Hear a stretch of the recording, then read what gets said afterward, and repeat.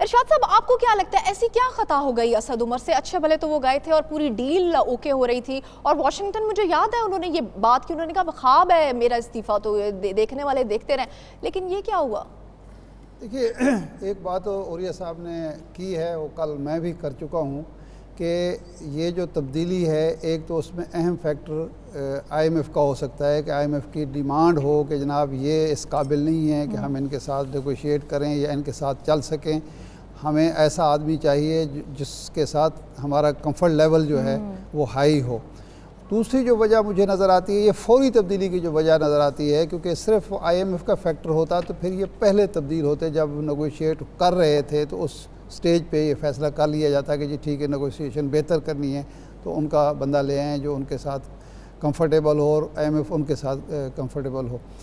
دوسرا جو مجھے اہم فیکٹر نظر آتا ہے وہ یہ ہے کہ کہیں نہ کہیں واشنگٹن میں اسد عمر صاحب نے کوئی نہ کوئی غلطی کی ہے۔ وہ غلطی کیا ہو سکتی ہے؟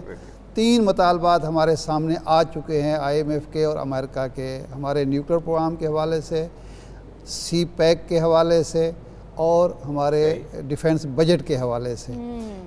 یہ محب وطن ہیں، عمران خان کے قابل اعتماد ساتھی ہیں، یہ توقع نہیں کی جا سکتی کہ وہ کوئی ایسی بات کر دیں گے، لیکن ایک مسئلہ ان کا ہے، ان کا بیک گراؤنڈ جو ہے اور وہ جس کلاس سے تعلق رکھتے ہیں ہمارے پاکستان میں جو ہیں، جن کی سوچ پاکستانی ہونے کے باوجود پاکستان سے باہر کی سوچ سے وہ بہت زیادہ متاثر ہوتے ہیں، کہیں نہ کہیں ان سے سی پیک کے حوالے سے، ڈیفنس بجٹ کے حوالے سے، یا جو دوسرا مطالبہ تھا امریکہ کا، اس حوالے سے کہیں نہ کہیں ان سے غلطی ہوئی ہے، جس کا اسلام آباد کو علم ہوا ہے اور ان کو تبدیل کرنا پڑا ہے، ورنہ فوری تبدیلی کی کوئی اور وجہ نظر نہیں آتی۔ باقی جو وزارتیں تبدیل ہوئی ہیں اس میں سے 2 وزیروں کے بارے میں تو یہ کہا جا رہا ہے کہ ان پر کرپشن کے الزامات تھے، اور وہ درست بھی لگتے ہیں کہ ان کی شہرت کوئی اتنی اچھی نہیں تھی۔ ایک وزیر جو ہماری